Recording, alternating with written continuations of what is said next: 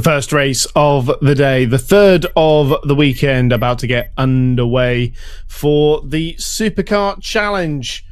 5 rounds, 5 venues across 7 rounds for this 26th season of the Supercar Challenge. This, the third meeting of the season. We've been to Zandvoort, we've been to Spa. Now we arrive in Zolder in the Limburg region, the Flemish region of Belgium. Just a short drive outside of the city of Hasselt, the largest city in Limburg.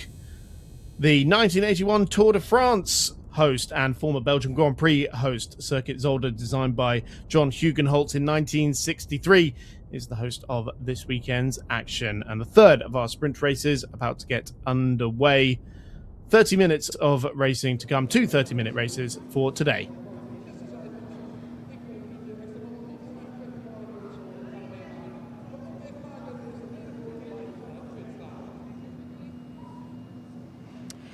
Vanuit de pitstraat op circuit Zolder inderdaad gaan we ons opmaken voor de derde wedstrijd van het weekend in de Supercar Challenge powered by Hankook. Hier circuit Zolder, Vlaanderens mooiste. Dat is natuurlijk een wielerwedstrijd, maar voor autosportliefhebbers is het circuit Zolder ook wel bekend als de omloop van Tel Amen hier in Belgisch Limburg. Zeker Vlaanderens mooiste.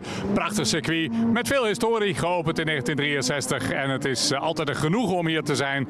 Prachtige ambiance en ook veel belangstelling. Een groot publiek hier vandaag op de Supercar Madness, de combinatie van Supercar Madness en de Supercar Challenge en de Mazda MX-5 Cup. Een vol raceprogramma en een fantastisch programma voor autosport en autoliefhebbers hier op circuit Zolder. We gaan ons opmaken voor de derde race in de Supercar Challenge. Vanwege de omstandigheden, het format net zoals gisteren, geen lange startprocedure. Gewoon direct hier vanuit de pitstraat naar de startopstelling en dan gaat het licht op groen als de formatieronde beëindigd is en dan gaan we los voor 30 minuten race. De derde race van het weekend hier in de Supercar Challenge, powered by Hankook. Akoestisch begeleid en van vakkundig commentaar voorzien door mijn gewaardeerde collega's Dennis Wieringa en Kees Koning. So the cars on their formation lap, straight out of the pit lane into formation lap, trying to minimize the amount of time the drivers are spending in the car in what has been a scorching weekend here in Zolder. So much so that we shortened or split yesterday's 60-minute race into 2 25-minute races, hence the extreme nature of the sprint action. We are down to 12 cars. Unfortunately, the Radical SR3 of Mitchell van Dijk unable to take the start after engine issues yesterday. Valentin Greven, Leonard Pratasav and Henri Greven suffering from damage in yesterday's race 2. Let's take a look at how they line up. So Marlon Birdsall, 2-time winner already so far this weekend, lines up on pole position in his M6 alongside the Porsche Cup car of Wouter Mandeveld. Harry Barton on the second row of the grid alongside the Supersport Plus pole sitter Barry Van Elk. Hein Koopman in his Z4 shares the third row of the grid with Patrick de Vries, then Dennis de Borst, then Benjamin van der Berg in the sole remaining Supersport car.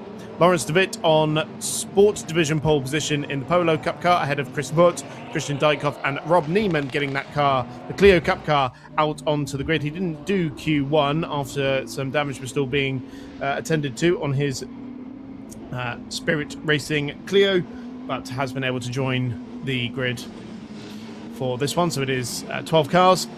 The Chinese flag-inspired livery on the BMW M6 of Marlon Birdsall that starts on pole position directly in front of his nearest championship rival. Marlon Birdsall had to win both races from the very back of the grid yesterday. Today he is starting at the very front of the field.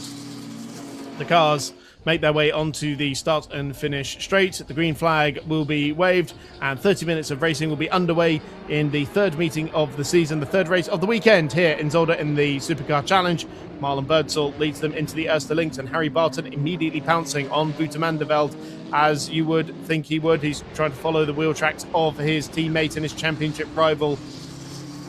Shades of yesterday as those two duked it out for the win. There's the Z4 of Hein Koopman that's struggled off the line in both races so far this weekend and seemingly he's lost places at the start of this one as well. Harry Barton looking very racy there in second place. The two M6s leading the field away. The two Koopman Racing teammates, the young proteges of Hein Koopman. but it is still Birdsall who leads the field going into the Kleiner chicane for the first time of asking, and Barry Van Elk looking quite quick in the GT4 M4 as well, pressuring Wouter Mandeveld, who seems to struggle to get that car up and running in the early stages of the race. Into the Villeneuve chicane for the first time of asking already. Birdsall and Mandeveld pulling clear of the chasing pack, as you would expect. Mandeveld holding on to third position, just getting the tail of the Porsche wagging ever so slightly, coming out of Talarman Bocht and into the Boulderberg hairpin for the first time in this race. So Koopman has lost one place, I think, to Patrick de Vriend. Might try and use the grunts of the Z4 to try and blast past. Not able to do so on that occasion. Birdsall and Barton still run in tandem. 0.4 of a second separating them as they went over the timing line at the end of the first lap. 3.2 back to Wouter Mandeveld, who's starting to establish a bit of a gap over the multicoloured Barry Van Elk, who has 1.8 seconds over his class rival Patrick de Vriend. Hein Koopman in 6th position.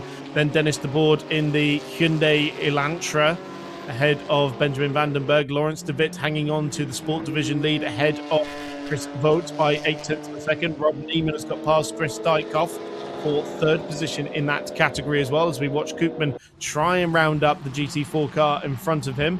Now, although that is a GT3 car against the GT4 car, the M4 is contemporary, the Z4 is not, and Koopman still manages to break around the outside. Does cut the second element of the chicane there, but the move was pretty much already done, although Race Control may want to just take a brief look at that.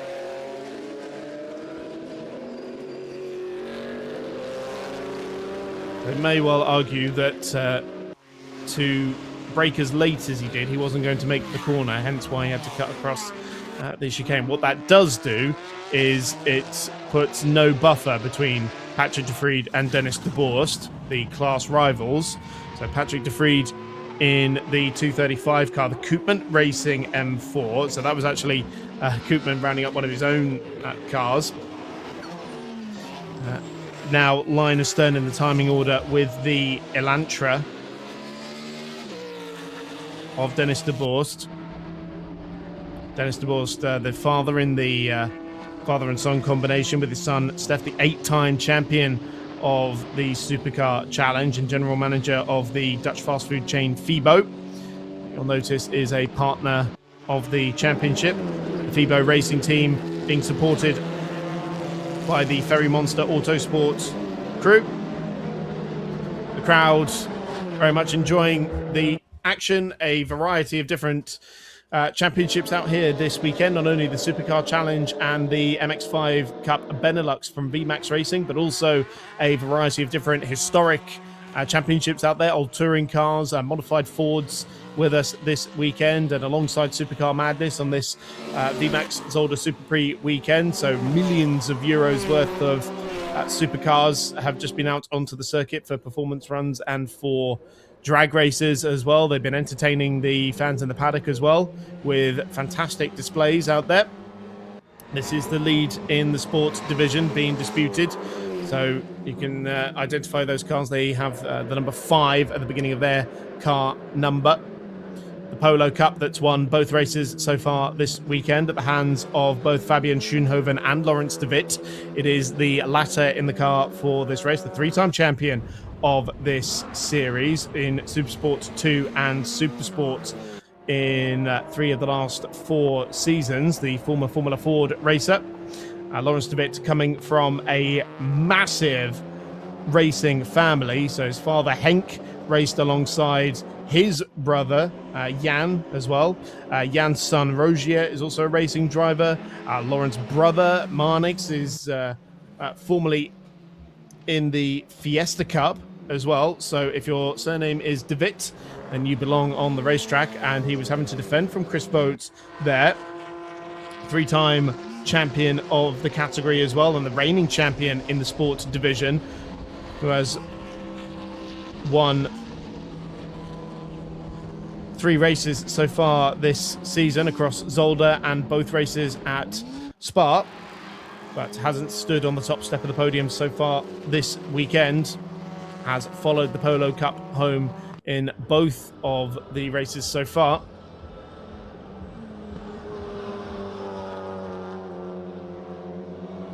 So out of the Lucien Bianchi Bocht.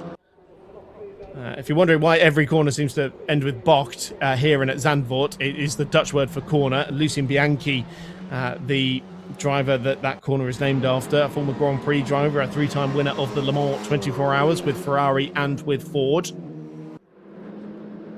And then we go into the Villeneuve chicane, which needs no introduction.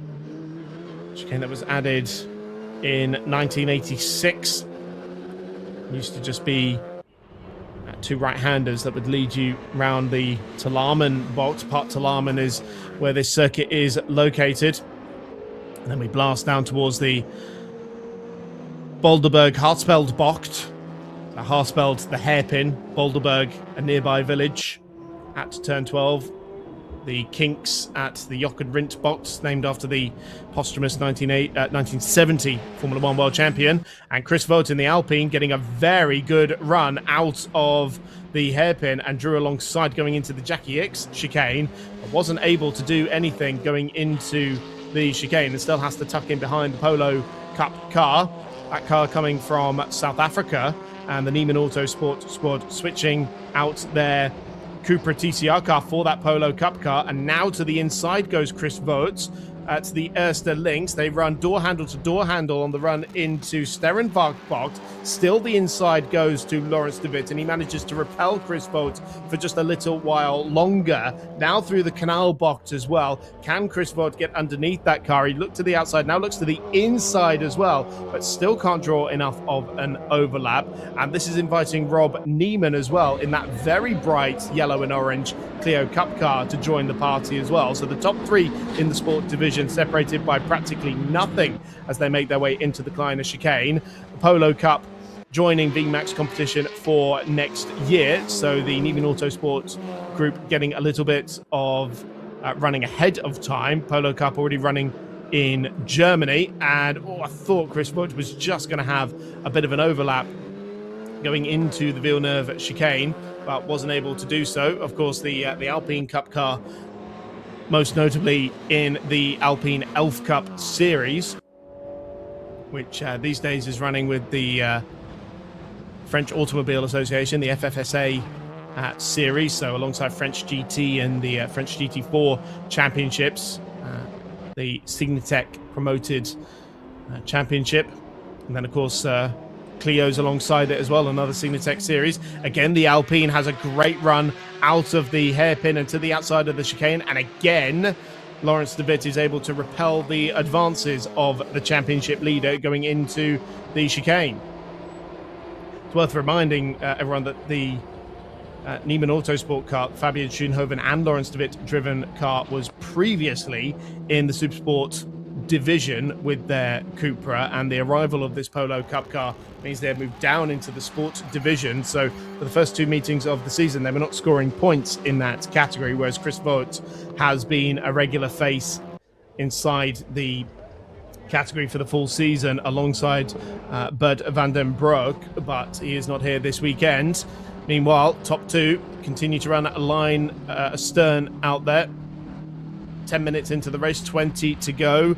6 laps completed by the race leaders Marlon Birdsall and Harry Barton, and separated by just under a quarter of a second as they went over the timing line. Last time around, Harry Barton, the British driver, a tenth of a second quicker than the Dutch-born English-Swiss Chinese driver Marlon Birdsall, the 19-year-old that has won both races so far this weekend. 5 victories in 7 races so far for Marlon Birdsall, and rounding up the traffic that could complicate matters. Barton seemed to be a little bit crossed up on the braking zone for the Kleiner chicane. Barton still getting used to running on fat slicks rather than cross-ply tyres in historic racing, where he first made his appearance onto the racetrack. Back to the sport division though, as it's side by side again with Chris Vogt to the inside, this time on the chicane and taking a bit of grass through the Jochen Rindt Bocht. Now, has he got the run this time? He's been very strong in this part of the racetrack, but the Polo is so good on the brakes, really tight to the inside, almost to the far left-hand side of the circuit, and still the Polo Cup car of Lawrence de Witt is hanging on to this Sport Division lead, doing a marvellous job out there. Rob Neiman getting closer and closer to the Alpine. Clears another Signatech promoted championship you'll see running across not only the Benelux region, but also the whole of Europe, as Chris Vogt dips his right-hand side Hankook into the gravel or into the grass on the exit of the Erster Links. And Neiman is looking a little bit more racy now, isn't he? A little bit closer to the back of the Alpine than he was before, but Chris Vogt regains his composure, and as we come to the end of this sequence of right-handers, manages to re-establish that gap and tries to close in on the Polo Cup car. Again, there's a real ebb and flow nature of how these cars are producing the lap time. We've seen the Alpine clearly very good in the Boulderberg hairpin and on the run towards the final chicane. That's where Chris Vogt has been making his moves so far. He's been able to draw alongside on several occasions now. Seems to close up a little bit at this part of the circuit as well. The rear-wheel drive Alpine going up against the front-wheel drive Polo.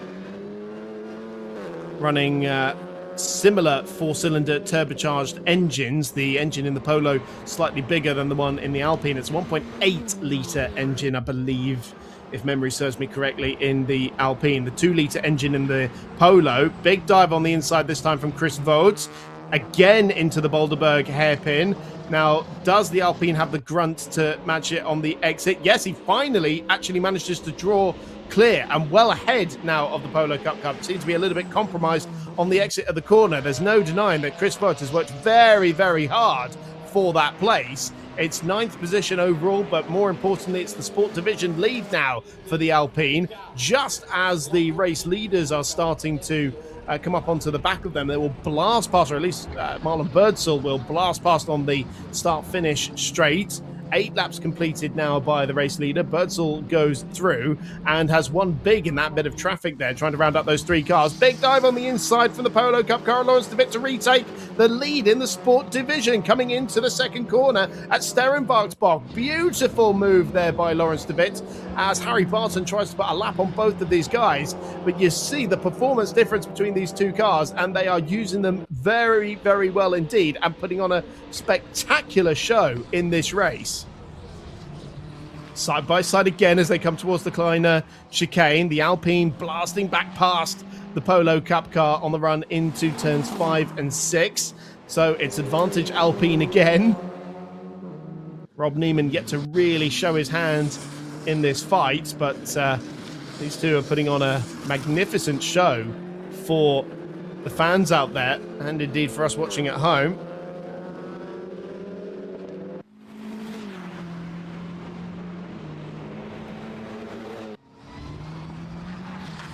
So, is Chris Vogt starting to look a little bit more composed at the head of the Sports Division now? Will he start to pull away from Lawrence de Witt? We saw de Witt lose quite a bit of ground at this point in the circuit last time around, but was still in a position to absolutely lunge the Alpine going into turn 2, although I think the gap visually bigger this time, and the Clio really closes up under braking for the Jackie X chicane. Another man who needs no introduction, legendary Belgian driver, 8 times a Grand Prix winner and 6 times a Le Mans 24-hour winner. So a slight look to the inside for Rob Neiman, who, remember, didn't take part in Q1. Seemingly some damage on that Spirit Racing Clio needing to be fixed that prevented him from getting out in the first session. He did manage to get that car out and put in a relatively competitive time in Q2 to put him ahead of Christian Dijkhoff, who continues to circulate at the rear of the field in his Clio.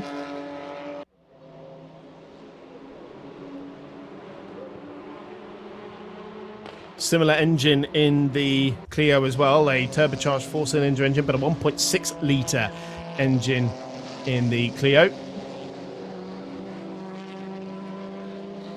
So just over half race distance now. It's Marlon Birdsall who now has a 3.6 second lead over Harry Barton, who, despite having the fastest lap of the race, maybe losing out in traffic, maybe doesn't have the overall pace in that car just yet, as we see the Elantra of Dennis de Borst being hounded a little bit by Benjamin Vandenberg. Now, those are two cars in different classes, technically speaking, but the Dennis de Borst Hyundai Elantra does have the power to weight ratio of the Supersport division. So why is it in Supersport Plus rather than Supersports? Well, it was just too fast. It was too fast through the corners compared to the other Supersport cars, and so they decided to enter it into the Supersport Plus division because they wanted the competition. They didn't want to just walk away with a class title. They said, we'd rather finish third and have really earned it than to be walking away with class wins left, right, and centre. And so the M3 is on a similar pace to the Elantra. Meanwhile, Marlon Birdsall has done the fastest lap of the race, taking that bonus point away from Harry Barton, and has extended his advantage to the tune of another 0.2 of a second. 4 seconds clear now of his teammates as we continue to watch the Elantra. Another fascinating battle here of front-wheel drive TCR machinery going up against the heavily modified M3.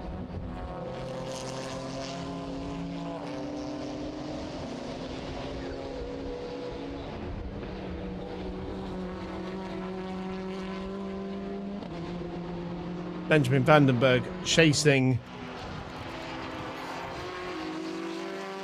the TCR car. It is the Vandenberg clan in that car. I never got a specific answer on the relationship between Robert and Benjamin. Robert, the 45-year-old, Benjamin, the 29-year-old. Oh, Rob Neiman going through the gravel on the exit of the Villeneuve chicane, so he will have fallen off the back of that sports division lead battle as a result of that. Seemingly getting away relatively unscathed. Oh, now that is the Hankook BMW Z4 that's off in the gravel as well. So that was the 5th place car that has gone off in a similar part of the track. I wonder if the two incidents are related, or if potentially there is some oil that's gone down there on that part of the racetrack. And Hankook now moving slowly down the back straight.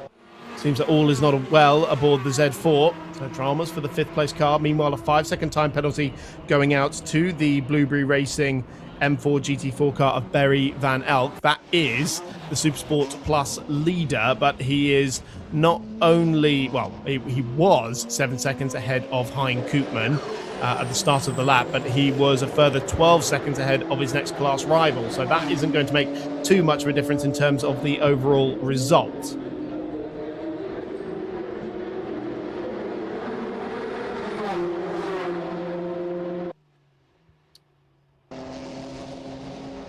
Minutes to go then, and another 5-second time penalty coming in, this time for the 502, the Rob Neiman machine. That would be quite harsh if the last track limit he did was going through the gravel. I doubt he benefited from that very much, but nonetheless, it counts as a track limit infringement probably. So a 5-second time penalty going to the 3rd place car in the sports division, but again, that's not going to change too terribly much in terms of the final order. 43 seconds clear of the Christian Dykhoff Clio at the rear of the field. You can see that Lawrence de Witt has lost quite a bit of ground now to Chris Vogt. 2.6 seconds at the start of the previous lap was the gap between the leaders there. So the closest battle on track at the moment is this battle for what is now 6th position overall, as Hein Koopman has brought his Z4 into the pit lane. And his team will take a look at what has gone wrong. We saw he was off in the grass. Now, whether that was cause or effect, not quite sure. Out of the Boulderberg hairpin, the TCR car putting roughly 200 or so brake horsepower through the front wheels. The rear drive BMW chasing into the Jackie X chicane. The TCR car maybe has a small advantage under braking for these chicanes, but the power of the BMW could be difficult to overcome. They run line astern down the start and finish straight. It is 12 laps completed by them. Now they still are on the lead lap to Marlon Birdsall. Another 5-second time penalty going to the Rob Neiman car. So that's 10 seconds worth of penalties that car has accumulated now, unfortunately. But again, not enough to drop it away from the podium places. As the lead gap has come down once again, we see Hankook out of the BMW Z4, and unfortunately that looks like game over. Hopefully not such a serious issue. It prevents him from taking part in the second sprint race of the weekend. It still sounds odd to say the second sprint race of the weekend, because these are actually longer than the races we had yesterday after the timetable shift, the schedule format shift owing to the extreme heat. But this is technically still sprint race 1. As we could always just say race 3, couldn't we, and avoid any potential confusion. But yes, we were supposed to have a 60-minute race, and that's a little mistake there from the Elantra of De Borst, and that has allowed Benjamin van den Berg to go through and take 6th position overall. So the FIBA racing driver doesn't lose anything in terms of his class position, but does lose overall position to the M3 out of the Boulderberg hairpin.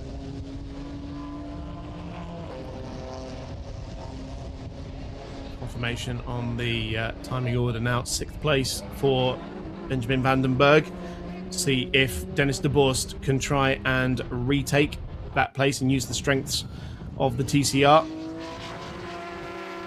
8 minutes just under left to go, and yes, the lead gap has come down once again, less than 7/10 of a second when Birdsall and Bartel came over the line. That gap was at 1.4 seconds, so traffic giveth and traffic taketh away, and that has brought Barton back into play here, and it looks like they've got a relatively clear stretch of road for a little while. You see, there was a car that was just going through the chicane as these guys were coming out of the Lucien Bianchi corner. So they've got a little bit of clear running, but last time around, 0.3 of a second quicker was Harry Barton in the white M6, chasing down his slightly younger teammates.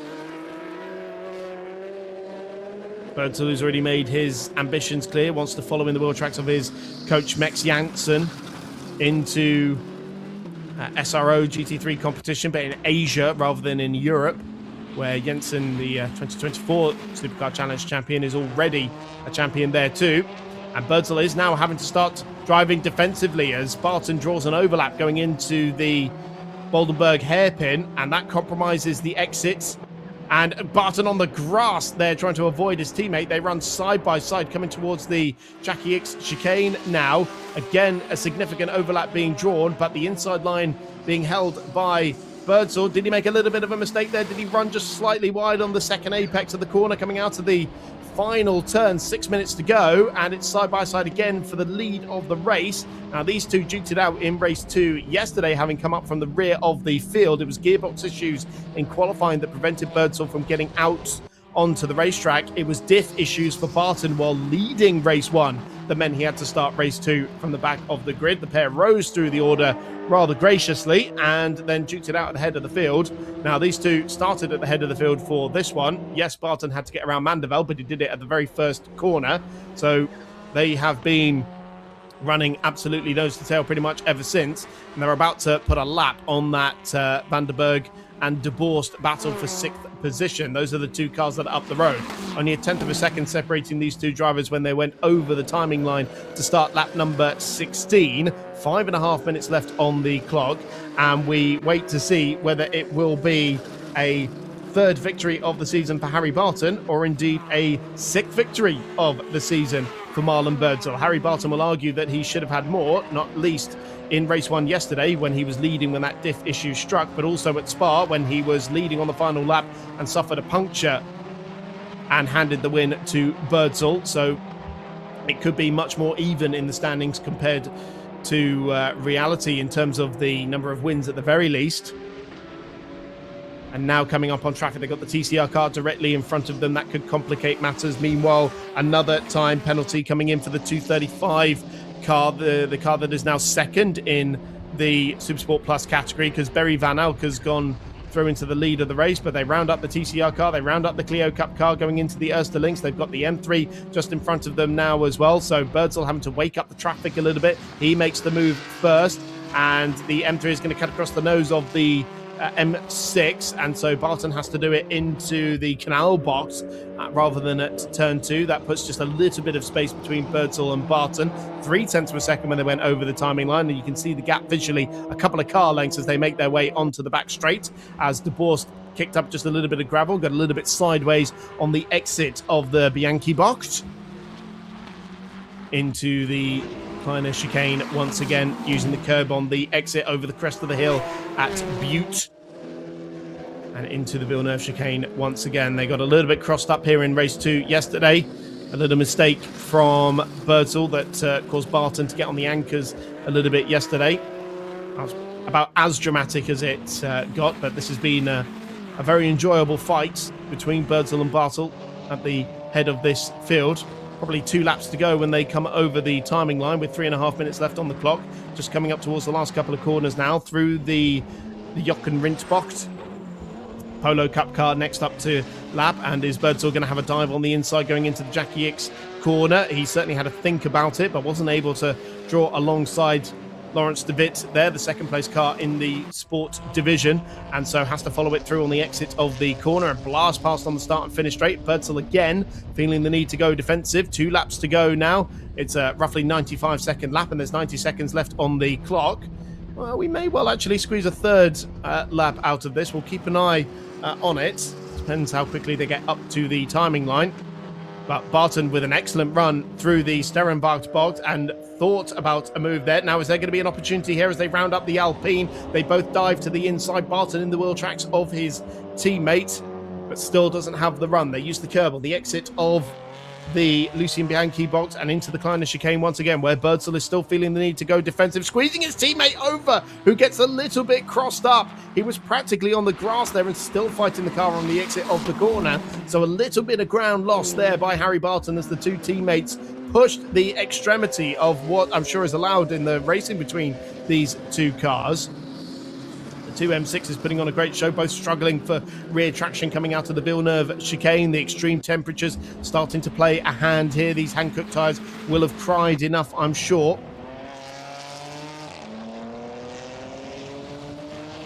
Again, down towards the Boulderberg hairpin where Birdsall defends. Up towards... Oh, now that's more problems for Harry Barton. Harry Barton slowing the second place car, just coming out of the hairpin, and Marlon Bird's a sigh of relief because a third victory of the weekend is surely now in hand. And Barton heading into pit lane. You could not make it up after a brilliant display between these 2 drivers.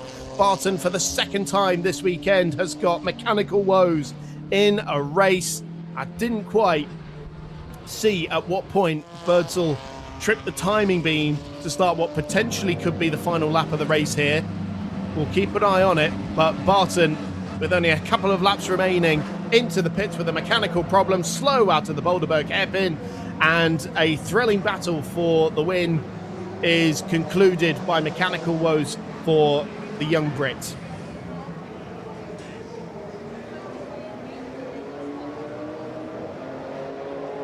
The Koopman Racing team attending to that car, but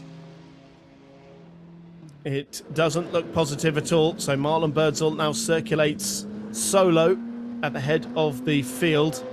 Just over 30 seconds left on the clock. He could back up the pace a little bit and just end the race on this lap, which is what I imagine he will do, because if we were going to get another lap out of this, it was going to be by a second or 2 when they went over the timing line, so he can afford to back it off and just end the race marginally early.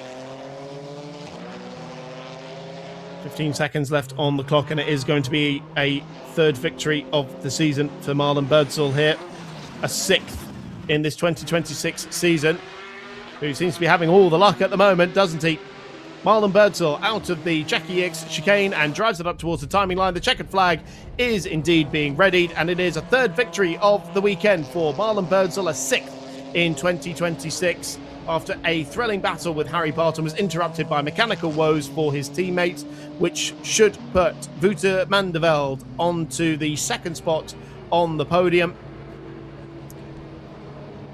Meanwhile, we see Benjamin Vandenberg across the line in 6th position, leading Dennis de Borst, who finishes on the podium in the Supersports Plus category, and Chris Vogt with his first victory of the weekend in the sports division, his first since Spa, after a great early battle with Lawrence de Witt in the Polo Cup car and Rob Neiman as well. We wait for the final few cars to get over the timing line, but it should be Barry Van Elk who takes the Supersports Plus division victory.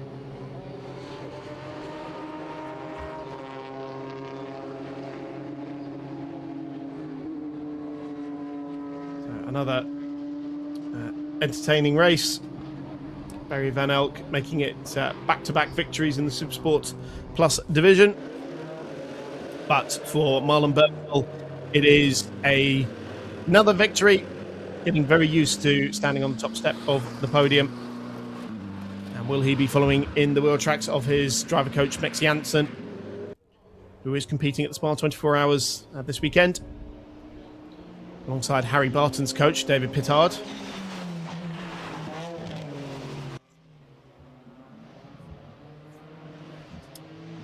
So with the issues for Koopman and Barton, that of course puts Barry Van Elk onto the overall podium, the Supersport Plus winner. And Patrick de Vries finally over the line, the last car to take the checkered flag.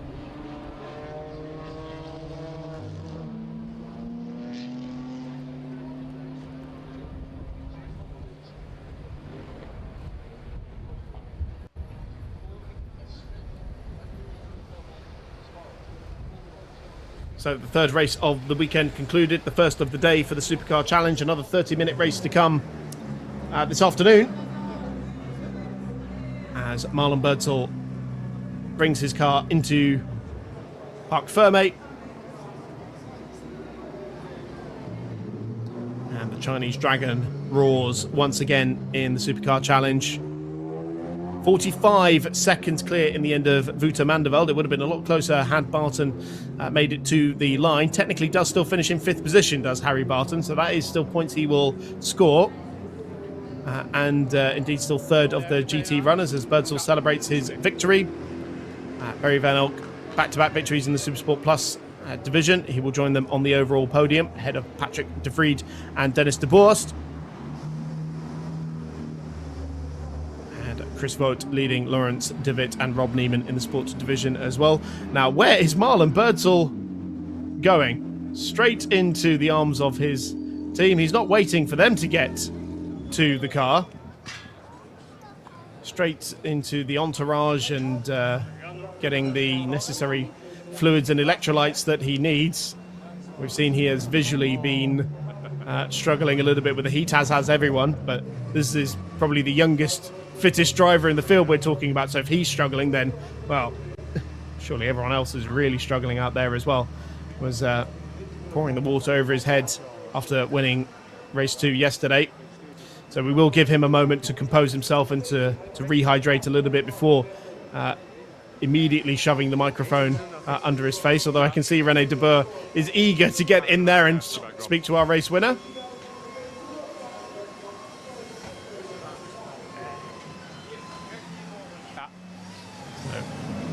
Let's hear from our race winner now, just after getting a little bit of water, getting prim and proper.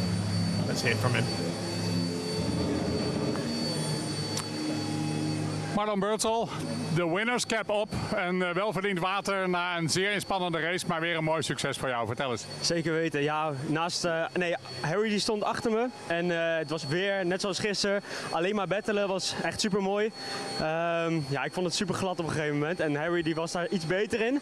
Maar ik probeerde weer, net zoals gisteren, zoveel mogelijk te verdedigen. Het is een moeilijk circuit om in te halen en uiteindelijk, ja, met wel wat pech voor Harry, dat is wel heel jammer. Alleen uiteindelijk P1 ben ik super blij mee.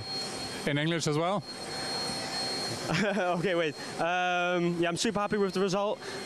Starting P1, obviously, after getting pole position, that was important, especially at this track, because Zolder is just a very difficult track to overtake, as we know. The temperatures are very hot, and if Harry following me, it's just more difficult. The car gets it more difficult, and probably the reason why he fell out. So, yeah, unfortunate, but I'm really happy with the result for the championship as well. So, yeah, thank you.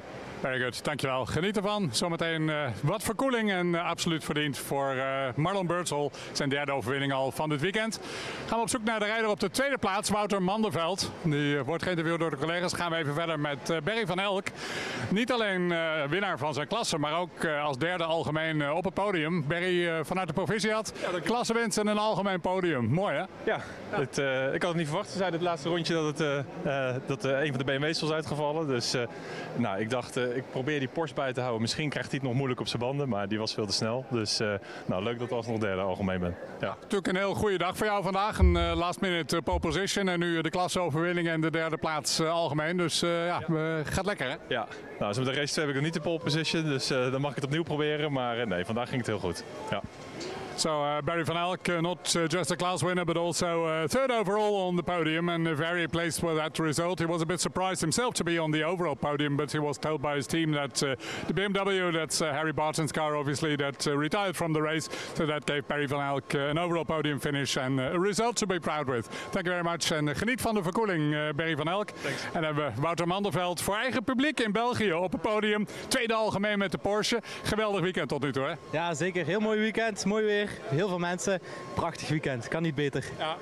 De race, je reed een beetje een eenzame race. Hè? Je hebt natuurlijk de afgelopen de eerdere wedstrijden veel gevechten gehad met Hein Koopman. Je was nu een beetje je maatje kwijt, zo gezegd. Ja, eigenlijk wel jammer, want we hebben mooi gereden samen. Maar ja, hij was achter mij en ik denk dat hij wat problemen heeft gekregen. Maar ja, het was mooi. Hij had een curbstone geraakt en de besturing die werkte niet meer. Dat is spijtig. Hopelijk volgende race beter, dus laten we daarop hopen. Maar voor jou tot nu toe een heel goed weekend hier, hè? Ja, zeker. Zeker geslaagd. Heel leuk weekend, ja. Heel goed, good to have you here. Dankjewel Wouter Manderveld, the local hero, one of the Belgian drivers in the field. And yeah, this weekend for the first time this season in the Porsche, in the Supercar Challenge with his Porsche 992 Cup, and very pleased with his result. He had a bit of a solemn race in the previous races. He had nice competition with Hein Koopman in the BMW Z4, but that one retired from this race with steering damage. And now obviously Wouter had a race on his own, but very proud to finish on the podium. A great weekend overall so far for him on home soil. He's had a great crowd, good weather, good atmosphere, and very happy all together. We continue preparations for the podium celebrations. We zetten de voorbereidingen voor de podiumceremonie voort, de huldiging, en dat is collega Rick Keller die dat overneemt.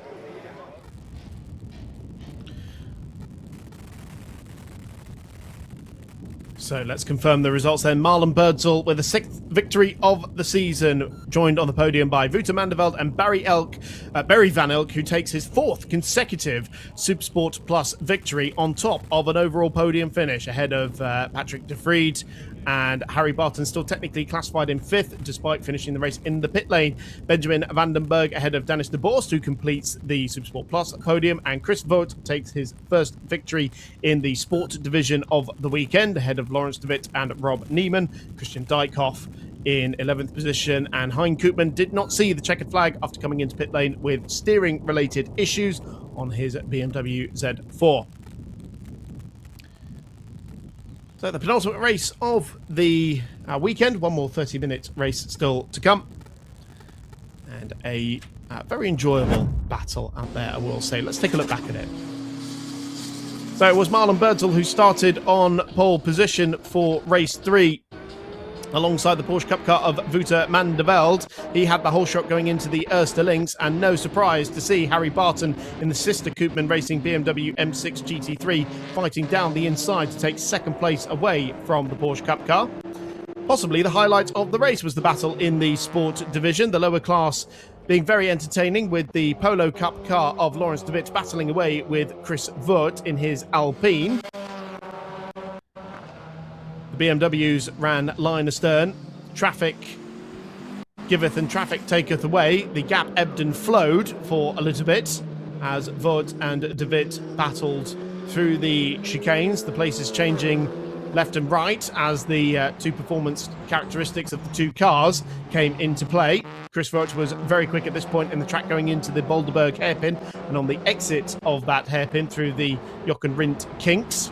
A big dive on the inside into the hairpin a little bit later opened up the door for him to take the sports division lead. The Polo Cup car going a little bit wide, but De Witt with a big lunge on the inside going into the Sterenbach box meant he was able to take the lead back again.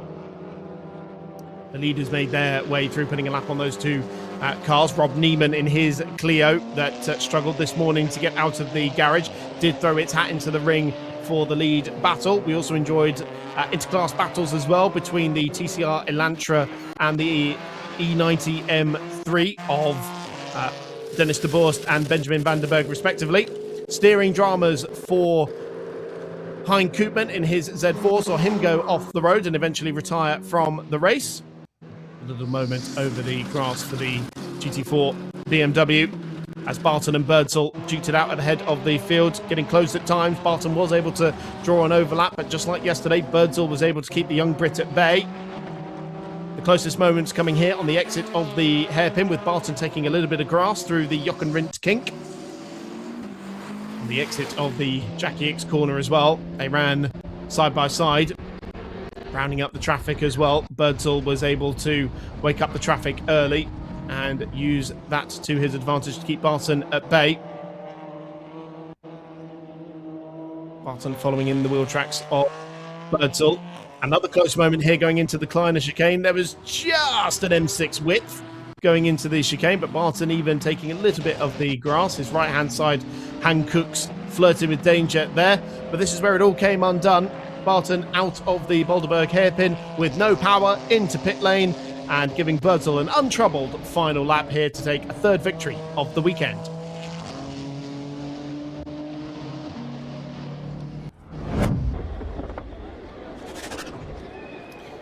So to the podium we go then, and will be a first overall podium appearance for Barry Van Elk under somewhat unique circumstances, but Van Elk taking a fourth consecutive victory in the Supersport Plus category, his fifth of 2026, after winning the season opener at Zandvoort, the second race at Spa, and has won all three races actually in the Supersport Plus category. I somehow got it into my head that Valentin Greven had won race one, but indeed he did not.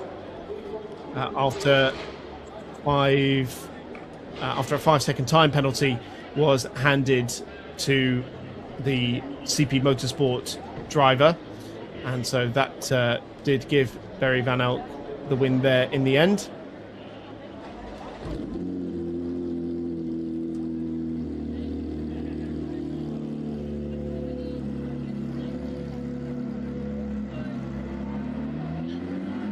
We wait for the podium ceremony to commence, where we will have probably three very happy drivers, I would have thought. And now we can enjoy the podium celebrations with Barry Van Elk enjoying his first overall podium appearance, but more importantly the Supersport Plus victory in his Blueberry Racing BMW M4 GT4. Not used to the podium, clearly. That is on the right-hand side. Wouter van der Velde making it a third podium appearance of the... a second podium appearance, I should say, of the weekend. But Marlon Birdsall for the third consecutive race, and for the sixth time this season, standing on the top step of the podium. The trophies and the bouquets being awarded to the top three. Hopefully no hay fever sufferers out there. And they come together for the podium photo. Barry Van Elk, tall enough to not need to be on that top step compared to his fellow podium finishers. So, another fantastic outing, and Marlon Birdsall making sure he gets his own little photo there for the Instagram later on. Fantastic stuff once again, and still one more race to come in the Supercar Challenge. 4:30 local time, we shall be live for the final 30-minute encounter of the weekend. Could Marlon Birdsall make it a clean sweep here at Zolder? Now that would be a particularly impressive feat, considering that we weren't even supposed to have 4 races this weekend. He's already won 3 of them.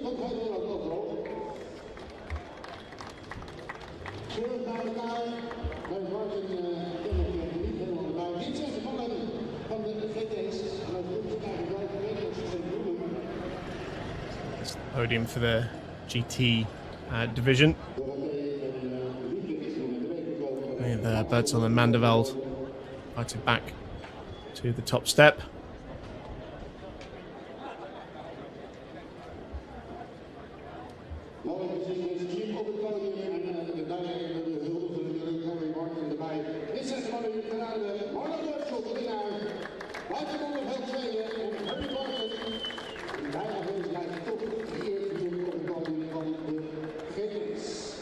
So the celebrations again for Birdsall and Mandeveld. Barry Van Alk will get to celebrate twice by the looks of it as well.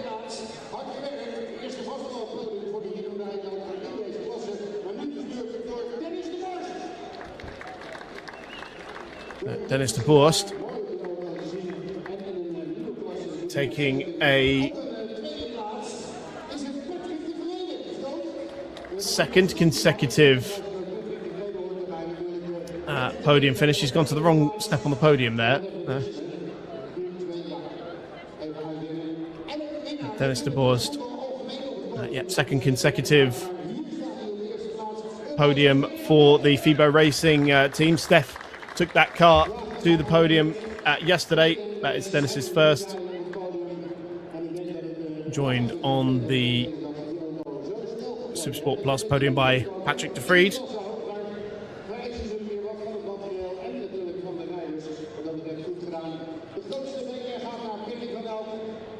Had 2 podium finishes before this weekend.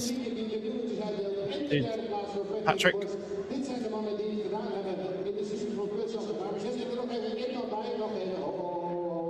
But he takes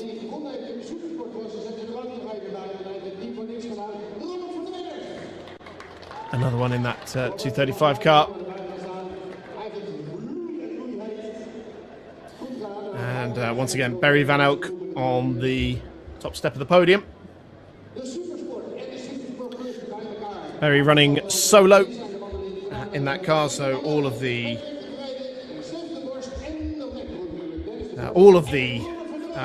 honours going to him, whereas we have to double check whether it's been Steph or Dennis or Patrick de Vriend or his teammate Roger DeLue for specific results, because the order does change quite a bit.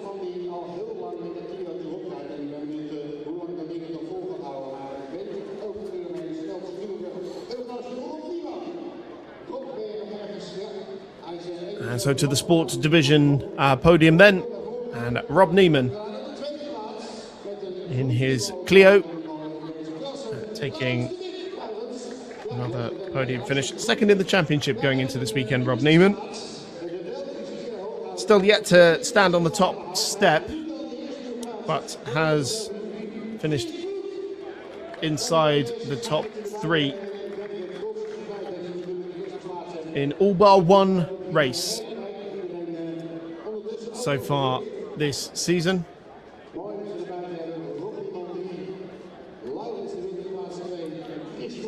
Joined on the podium by Lawrence de Witt, the Polo Cup car that's already got 2 wins to its name, but it's Chris Vogt, the championship leader.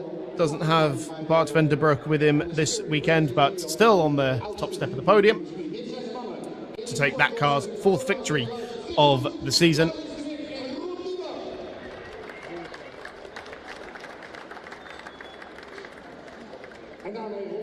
Chris Vogt, the reigning Sports Division champion, back on the top step of the podium here at Zolder. His first of the weekend, his fourth of the season. That rounds up the action here for race 3 on this Zolder Super Prix weekend. Still one more race to come at 4:30 local time to round out the weekend.